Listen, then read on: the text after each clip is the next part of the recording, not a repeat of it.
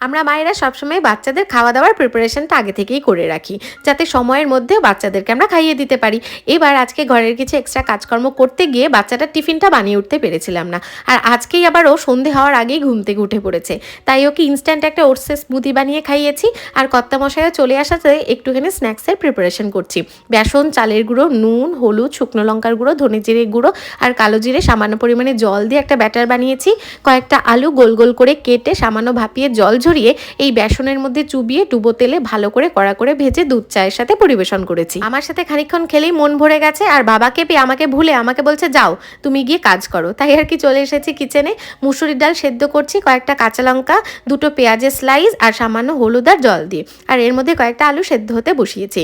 মা বড় মাকে সবসময় দেখতাম পেঁয়াজ ডাল বানানোর সময় যখন ডাল সেদ্ধ করতো তার মধ্যে কয়েকটা পেঁয়াজের কুচি দিয়ে দিত, তাই আমিও সেটাই করেছি। আলুগুলোকে আলাদা করে রেখেছি, ডালটাকে ভালো করে ঘুটে নিচ্ছি। সর্ষের তেল গরম করে কালো জিরে শুকনো লঙ্কা ফোড়নে দিয়ে কয়েক কোয়া রসুন কুচি আর একটু পেঁয়াজের কুচি সামান্য নুন দিয়ে ভালো করে ভেজে ডালটাকে সম্বার দিয়েছি। আর একটা ফ্রাইং প্যানে তেল গরম করে বেশ কয়েকটা শুকনো লঙ্কা ভেজে সাইড করে সেই তেলেই কয়েকটা পেঁয়াজ কুচি দিয়ে ভালো করে লাল লাল করে ভেজে নিচ্ছি। শুকনো লঙ্কা ভালো করে মেখে আলুটা তো ঝাল করে মেখে নিয়েছি, তার সাথে পেঁয়াজ ফোড়নে ডাল ভাত তো রয়েছে, আর বেসনের ব্যাটারে চুবিয়ে ধনেপাতার পকোড়া বানিয়েছি।